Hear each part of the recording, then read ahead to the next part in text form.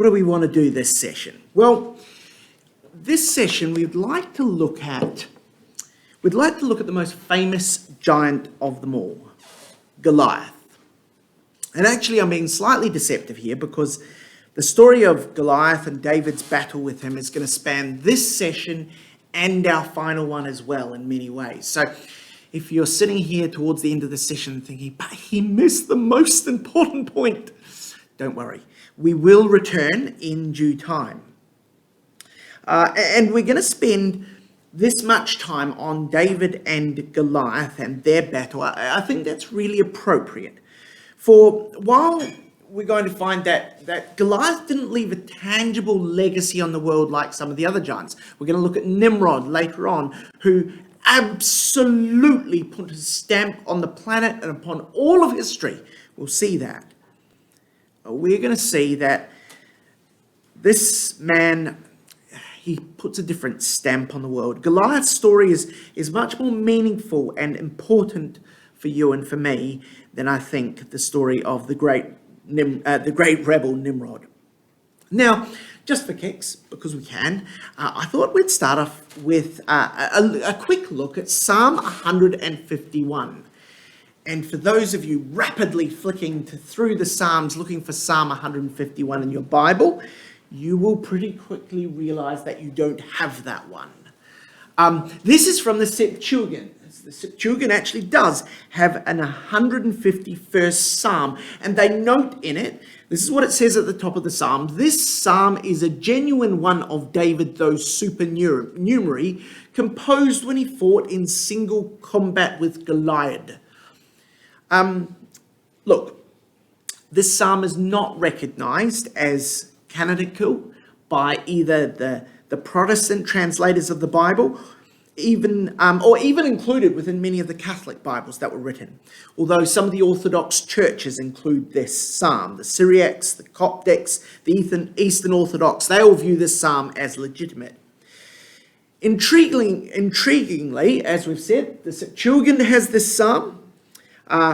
In other words, the Bible commonly read in Christ's time, as well as the Peshitta Bible, the ancient Syriac text, dating all the way back to the 1st century AD, had it. It was found in the Dead Sea Scrolls, although it was slightly modified in the Dead Sea Scrolls.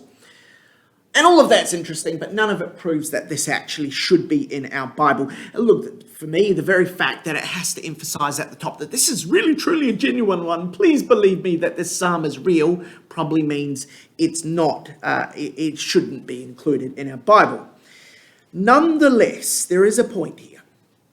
Because if you want to think about it this way, hundreds of years after the events of David and Goliath, somebody went to all the effort to forge a psalm about David. And multiple communities of religious believers adopted it. And that tells us how significant the story of David and Goliath's victory remained. That people would spend the time to forge stories about David and Goliath, and communities would see it as truthful and meaningful, even over 800 years after the events described. As verse 6 of this psalm says, I went forth to meet the Philistine. He cursed me by his idols, but I drew his own sword and beheaded him and removed reproach from the children of Israel. And that's really where we're going to go in our session this afternoon. And I hope as we dig in, it's going to, as we look at this story, we're going to get some more meaning for the first two studies we've already had. I hope it's going to help us flesh out our understanding of why God chose to record stories of something that's really a genetic aberration. Why did God record the stories of these people who, look, it's not politically correct, but quite frankly, the giants were freaks. Why did God record their stories? 1 Samuel chapter 17 and verse 4 introduces us to Goliath of Gath. There went out a champion out of the camp of the Philistines named Goliath of Gath, whose height was 6 cubits and a span. But the truth was that this man's family were most likely not Philistines. In our final session, we're going to look at 2 Samuel 21, and we're going to learn there that Goliath was born to the giant, Hebrew, Rephaim or Rapha, in Gath. The giant who fathered Goliath was not of Gath. He was not a Philistine person. He was merely living there. And we've looked at this passage already, but Joshua 11 tells us that after the work of Joshua, there were none of the Anakim left in the land because of the children of Israel. And it appears that they had been pushed by Joshua and his armies down into Gaza, into Gath, and into Ashdod, and to there they had fled. Only those who fled survived. And perhaps this helps us understand Goliath's hatred for Israel. It was the God of Israel who had commanded the extermination of his family, that they be pushed out of all their eyries and strongholds in the land of Israel. And perhaps this is why Goliath seems to have such a personal dislike for Israel and their God. His family had been under attack. And what a family. Look, we know that his families, that the families of the giants, were unnaturally large. We've looked at Og already, and we made a comment about his size. In case you're wondering about Goliath, 2 Samuel 17 verse 4 tells us he was 6.5 cubits. But he wasn't just tall. That's not all Goliath was. He was also terrifyingly strong. Verse 5 tells us that. It says this: he had a helmet of brass on his head. He was armed with a coat of mail. The weight of his coat was 5,000 shekels of brass. 5,000 shekel coat. Now the Hebrew here indicates that his coat was a coat of scales. We don't really have examples of such a scaled coat from the land of Israel at the time, but a few hundred years later, the Assyrians were wearing just such a scaled coat. They would go into battle wearing this coat with overlapping, almost like snake scales. Now, a coat like this would be heavy. We're told how heavy. And when you convert the weight of 5,000 shekels, that's 73 kilograms. His coat, just his coat. Now, I'm approximately 73 kilos. Imagine wearing me as a coat into battle. How fast could you run if you were wearing one Dan Jolly? It would really slow you down, wouldn't it? And just remember, you need to be able to run and move and pivot quickly in battle wearing this coat.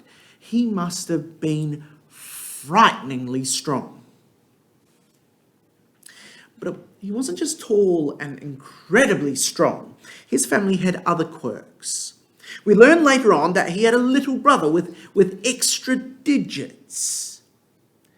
There was a giant who had 6 fingers on each hand and 6 toes on each foot, a condition called polydactylism. It's usually a marker of other genetic nasties lurking in the code. We also learn in Deuteronomy chapter 2 of another family of giants called the Avim. It says, and the Avim which dwelt in Hazerim, even unto Azar, the Caphtorims, which came forth out of Caphtor, destroyed them and dwelt in their stead. Now these people, the Avim, intriguingly lived in Philistine territory, but appears long before the time of Goliath's family. Before Goliath's family arrived, the Avim were there. And while they're probably no direct relationship to Goliath, these people's name hint at the sort of genetic baggage that went with being a giant. For the Avim comes from a root word which means to be crooked or hunched. Even the name of Goliath's own tribe, the Anakim, may hint at genetic problems. For that word, the Anakim means a necklace. But commentators looking at this word, they're not sure whether it means, that these are people who could strangle or were long-necked, or whether it was an indicator that they had a predisposition to something like goiters. We don't know, but there are a number of things that indicate to us that this was not a well family. To be a giant was not good for your long-term health prospects, even if there are not Davids around to shorten your lifespan. It's possible that Goliath's own name captures this history of wrongness and of loss, for his name means to be stripped, to be bare. Goliath means to be an exile, a refugee, naked in a land that is not your own. Little wonder that Goliath was so bitter.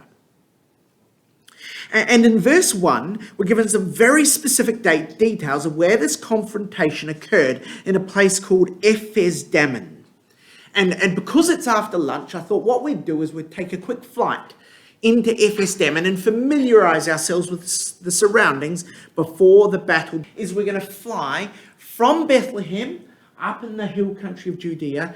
We're going to pivot out towards the Mediterranean Sea and fly down towards Philistine territory. And just before we get out of the hill country, as we're in the foothills, we're going to hit the Valley of Elah.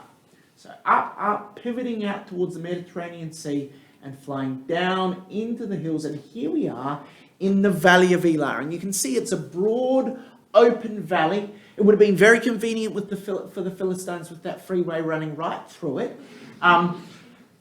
But it's penned in on three sides, as you can see. There's hills on either side facing down towards the Mediterranean Sea, and then a line of hills blocking the path from the Mediterranean Sea. Ephes-Dammim, where's that? Well, let's put that on the map. So there's Ephes-Dammim. It's the side of a hill. The Hebrew means the boundary of blood. And we're told in verse 1 that the Philistines had pitched between Shoko and Azekah in Ephes-Dammim. So where's Shoko? Well, let's turn around and look at the other side of the valley. So there's Shoko. So Ephes-Dammim on one side, Shoko on the other side, two hillsides on the two sides of the Valley of Elah. And we're also told that they were all the way round until Azekah. So we're going to pivot round again. Oh, that's confusing. We're heading the wrong direction, but nonetheless. Now see that peak in the distance. That's Azekah. Up there. So just again to sort of orient you, Bethlehem is this way. Here's the Valley of Elah heading down here. The valley sort of curves in its direction. And the Philistines would probably have been all along this line of hills through here, all the way up to the top of the map there, with the Israelites over on this side on Ephes-Dammim. And of course, there's going to be a brook, isn't there? There's got to be a brook, because that's, well, where else is David going to find some river-smooth pebbles? And you can probably see the brook there, running down the bottom of the valley. And the giant would have been up here on the hills at the end, looking back up the valley towards Israel proper and towards Bethlehem. So hopefully that's not more confusing for you than you already were in terms of location. And if it is, well, we can look at it again later and we can go through it a bit slower. So, Gath, down towards the sea that you can see in the distance, Bethlehem behind us, and here is the broad open valley of Elah. Now, at the time that David fought in this valley, again, no freeway, I think most of us guessed that, but also not open farmland either. It would have been probably heavily filled with trees, oaks down in the river Wadi and throughout the valley. And so while you're up on the tops of the hills, you'd be able to see what was going on, but down in the valley, it would be much harder to see what was happening.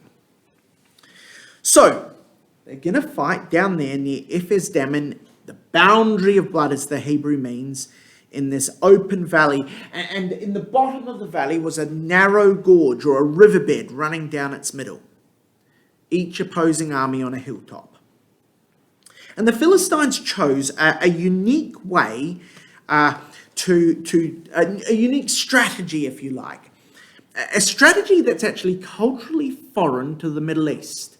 This is not something that you see happening again and again in Middle Eastern battles. They chose to send out a champion. This is much more, if you like, a Greek way of dealing with things. To send out a champion to finish things in one-on-one combat. Winner takes all, if you like. In fact, in verse 4, that word that's attributed to Goliath, the champion, a champion went out of the camp. It captures just that idea because it means the middleman. The man between two camps is the idea of the Hebrew.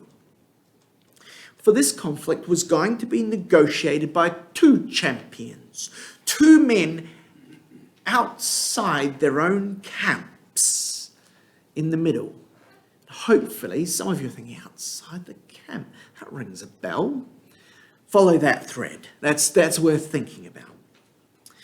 Well, it appears that Goliath extended his challenge for 40 long days. Verse 16, the Philistine drew near morning and evening and presented himself for 40 days. Each day he would march down from the Philistine encampment on the hills above, way down into the valley floor, and he'd stand there at the valley floor below the Jewish camp. And each dawn and each dusk he would roar out his challenge at the hilltops. But during those 40 days, David was busy. David was shuttling to the Israelite camp from Bethlehem, back and forth, to home, to Bethlehem, to the Israelite camp and back again, keeping his brethren in sandwiches and clean socks. Verse 15, David went and returned from Saul to feed his father's sheep at Bethlehem and obviously to feed his father's sons at the battlefield. As it says in Young's literal, he was going and returning, going and returning. He kept going and returning from Saul, says Rotherham. So that goes on for 40 days. But after 40 days, Goliath changed his pattern. 40 days, each morning down he comes, he roars. Each evening down he comes, he shouts. But now the pattern changes. Verse 23, as David talked with them, his brethren, there came up the champion, the Philistine of Gath, Goliath by name, out of the armies of the Philistine, and spake according to the same words, and David heard them.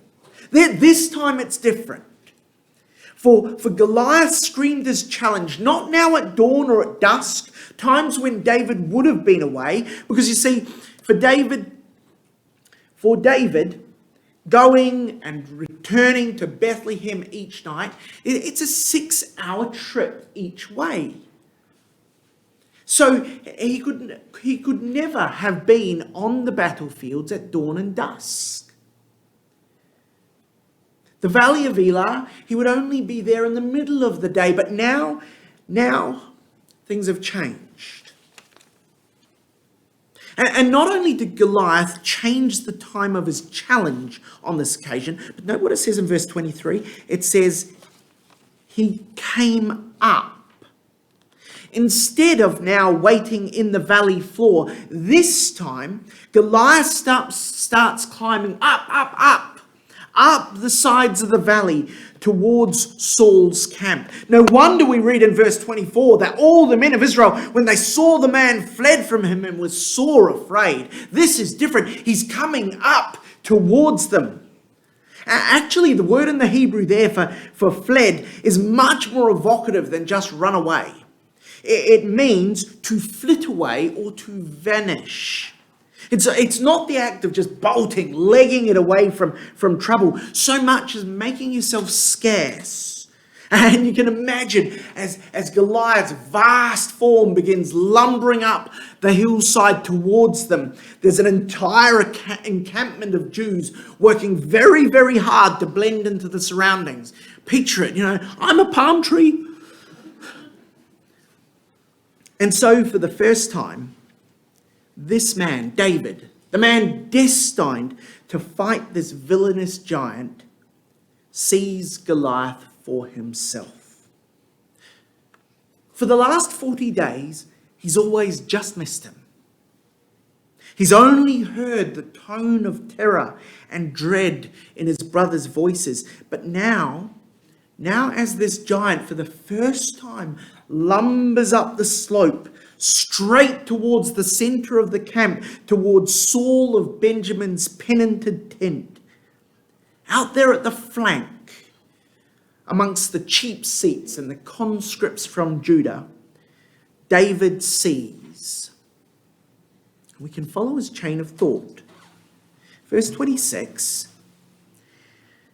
David spake to the men that stood by him, saying, What shall be done to the man that kills this Philistine and takes away the reproach from Israel? For who is this uncircumcised Philistine that he should defy the armies of the living God? This is a rhetorical question. David is not interested in the reward. David already knows at this point that he will one day be the king. That's a certainty for David already. And even then, even when David became king, greed or even a slight interest in wealth was never really a problem for David. You go through the record, you won't find that looting and amassing wealth was a problem for him. Other things, yes, but not that. No, David's not interested in the reward. He's not really even trying to clarify its size. Because if you look, even after he's got the size of the reward confirmed to him, verse 27, he goes on asking. The people answered him after this manner, so shall it be done to the man that killeth him. Someone says, oh, David, it's going to be this. You get rich and Saul will be your friend and he'll give you his daughter. It's going to be marvelous. Verse 30, so he turned toward another and spake after the same manner.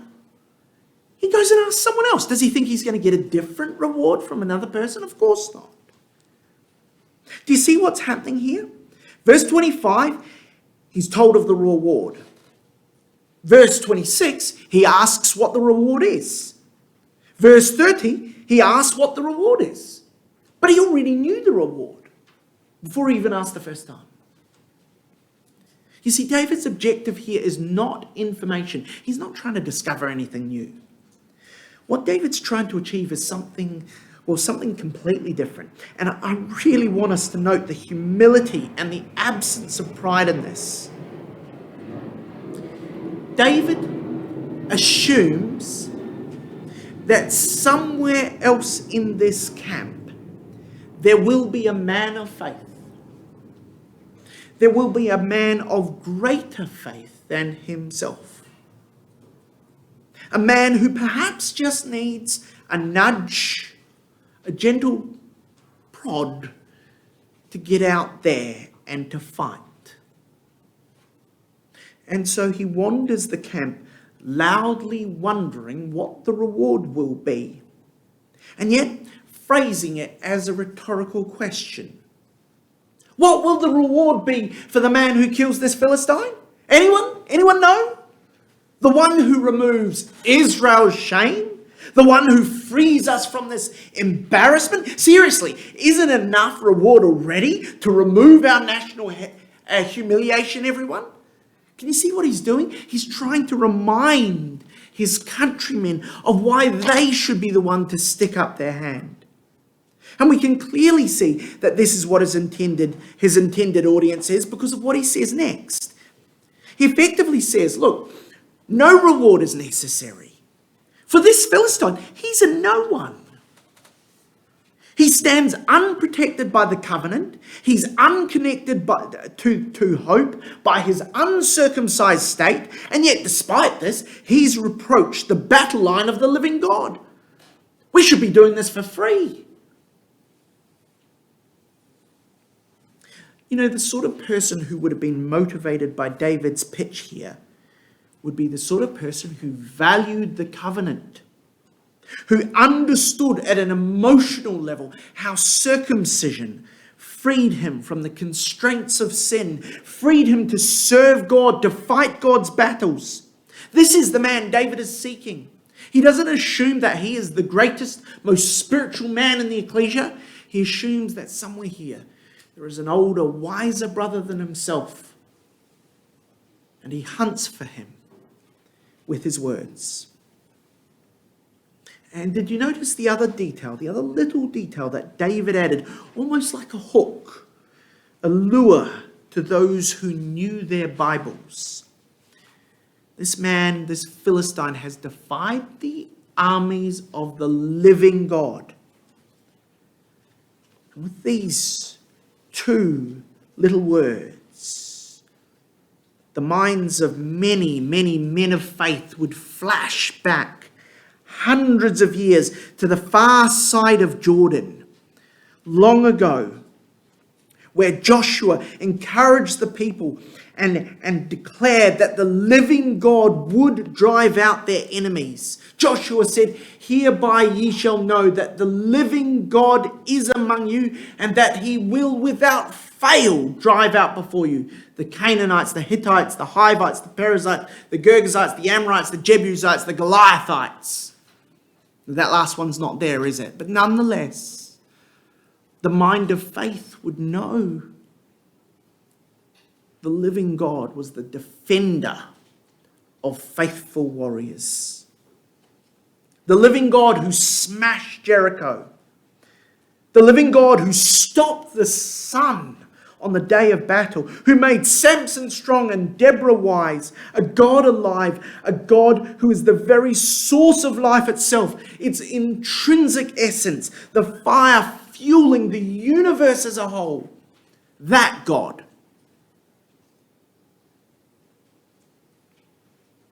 And David did this not because he was a chicken. He wasn't hoping that someone else would get out there and do the hard work. But I think because he genuinely believed that in this camp, full of the whole ecclesia, there must be somewhere a man of greater faith than he. And so he wandered the camp, asking the same rhetorical question as gradually it dawned on him that the man, the other man between camps, would have to be him. Well, we know the story.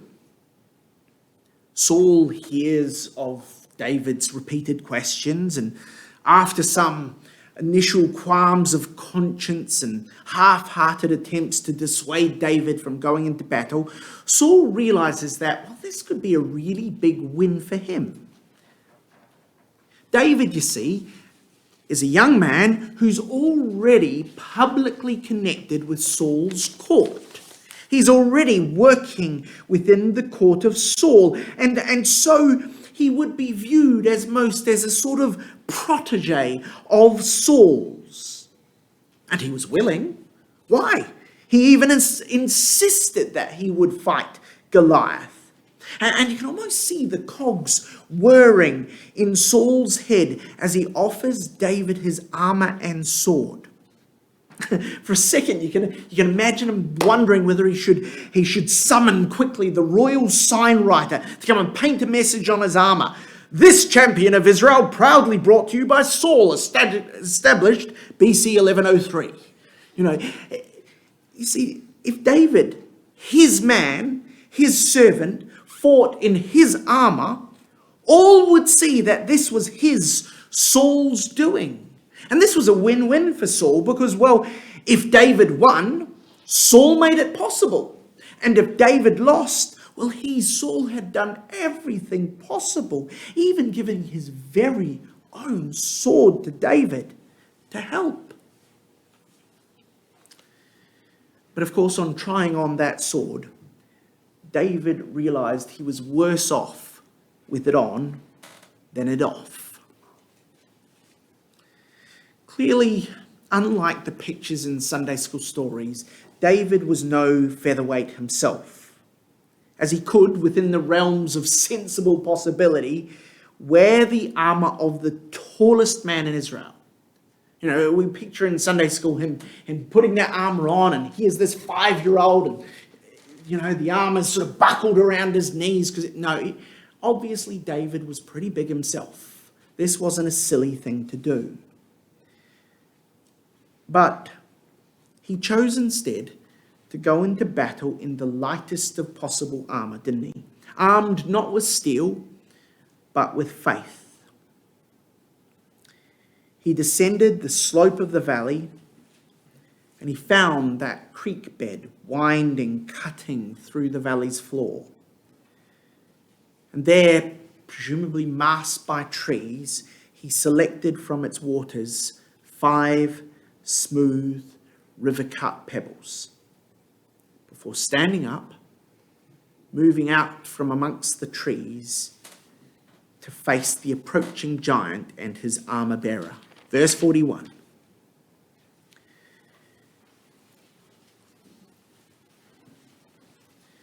And the Philistine came on and drew near unto David, and the man that bare the shield went before him. They were now close enough to be able to look closely at one another.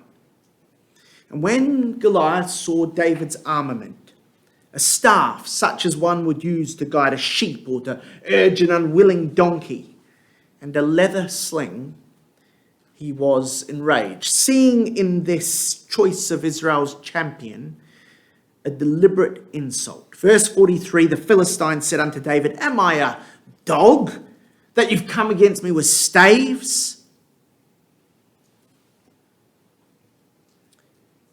What happened next is one of the most famous events of all time, isn't it? Even today, people talk of David and Goliath conflicts. Goliath stood, and David ran towards him, toward the whole Philistine camp who was behind Goliath, as if he were able to single-handedly slay them all, his swing whirling. Verse 48, it came to pass when the Philistine arose and came and drew nigh to meet David, that David hasted and ran toward the army to meet the Philistine. And David put his hand in his bag as he ran, and he took thence a stone and slang it, and smote the Philistine in his forehead, that the stone sunk into his forehead, and he fell upon his face to the earth. Goliath does not even have time to lower the visor on his helmet, or even to draw his sword before the stone hits him.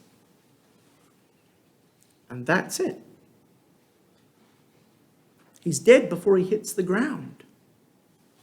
The giant that defied the God of life, defeated by a young man with a rock.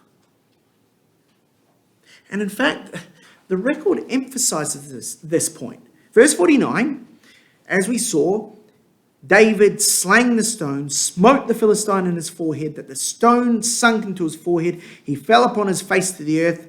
So David prevailed over the Philistine with nothing more than a sling and a stone.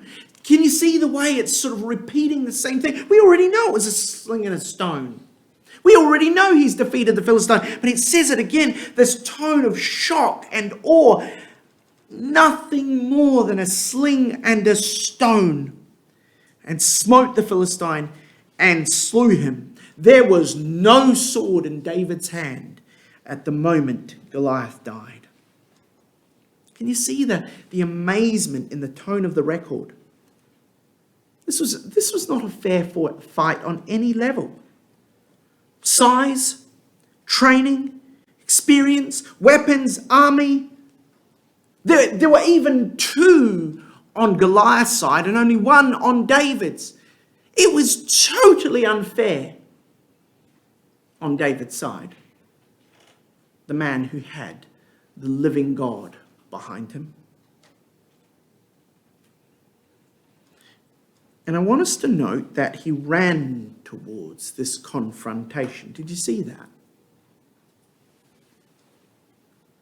I don't know about you, but for me, I would be probably sort of moving sideways and hoping there might be a better position, perhaps hoping there was a tree, stalling, praying that lightning might strike. Please God, now's the moment.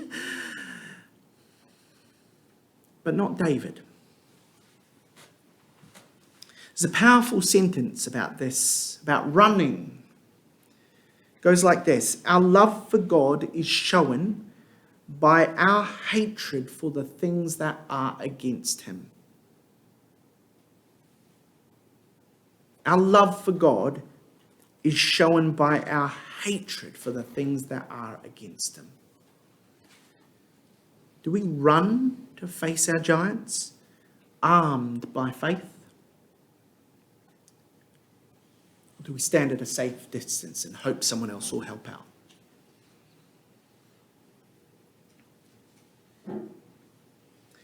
Now, I don't know if you noticed, but in the previous two talks, we emphasized something in particular that's missing in this story of a giant. There's something missing in this story that's almost always present in the stories of giants. It's fear. Yes, others were afraid in this story, of course, but David seems completely unmoved. A man with nerves of steel. It seems almost unfair, doesn't it?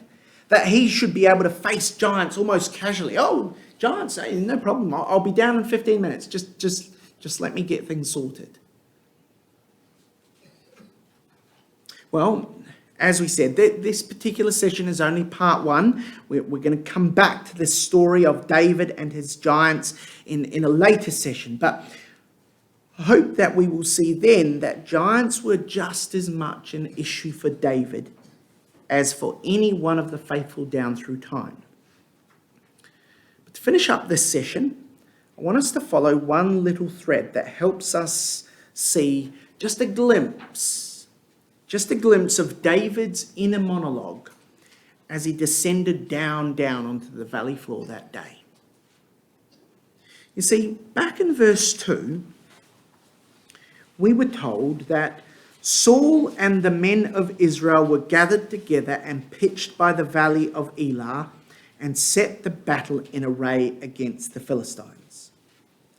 This epic struggle is going to be played out in the Valley of Elah. That word valley is the word emek, or the vale, a broad, open valley of oaks. That's what the Valley of Elah means. But in verse 3, it then adds, and it says, and the Philistines stood on the mountain on one side, and Israel stood on a mountain on the other side, and there was a valley between them. They were separated, the two armies, by a valley. But you see, this word is not the same word. It's not that Hebrew word, emek. It doesn't mean a broad depression, as we saw on the fly-through, but instead a narrow ravine, steep-walled and deep, the flat bottom mostly in deep shade. The Hebrew word here is actually the word gahi, and it's the same word that's actually used as the foundation of Gehenna. It's a Greek transliteration, Gehenna, taken from the phrase Gahi, the ravine, of Hinnom, Gahinnom, Gehenna, the valley of Hinnom or Gehenna. So it's that same opening part of that word. Now, in the life of David, this word is used to describe the ravine that separated Israel and the Philistines on this occasion, and it shows up only 2 other times in David's life. So it's here in this verse to describe the place that separated the Philistines from Israel, and 2 other times in David's life story. It occurs once in 1 Samuel 8 verse 13, which we're not going to go to, but in that 2 Samuel chapter 8 verse 13, where in that chapter it describes a battle that happened in a valley that David led, but in all likelihood, it wasn't David who led that battle. In all likelihood, David wasn't even at that battle, but rather he was the architect of its victory, because in a corresponding passage, we're told that another one of his generals fought that battle.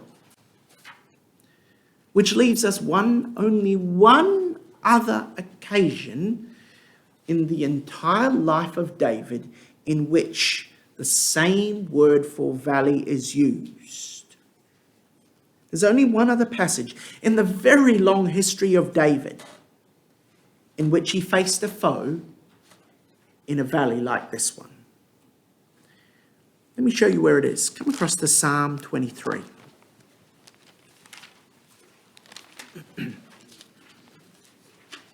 Psalm 23 verse 4. Here is the only other occasion, I believe, in the life of David in which he faced a foe in this sort of a ravine. He says, a Psalm of David, verse 4,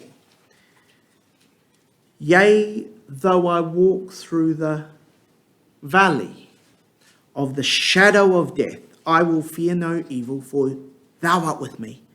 Thy rod and thy staff, they comfort me still." David faced many challenges in his life. He fought many wars, but only once did he walk in a ravine that he might call the valley of the shadow of death. And in this psalm, we can hear, I think, the words that David repeated over and over again in his head as he faced this terrifying foe deep down in a ravine. David, I think, is recalling in this verse, in Psalm 23 verse 4, his thoughts as he went down into the shadow to fight Goliath. And I think as he went down, he would have been saying again, footstep after footstep, "I will fear no evil, for you are with me. I will fear no evil, for you are with me. I will fear no evil, for you are with me." As well he might. For that phrase, the shadow of death, spoke of an irresistible sense of impending doom. It's used in Job of the thick darkness at the bottom of a mine shaft. It's used in Amos of the absolute, impenetrable, inky darkness prior to creation. Hateful dark. And he says, I walk through that valley, telling myself, I will fear no evil. Brothers and sisters, David was no more immune to fear than you and I. As he began to climb down into that valley, he felt the darkest of forebodings, an unshakable sense of dread. Every fibre of his mind screaming out that he had made a mistake. Get out, run. But God was with him. No evil was worthy of his fear. And God is with us too, brothers and sisters, when we too brave our personal giants in the company of the living God.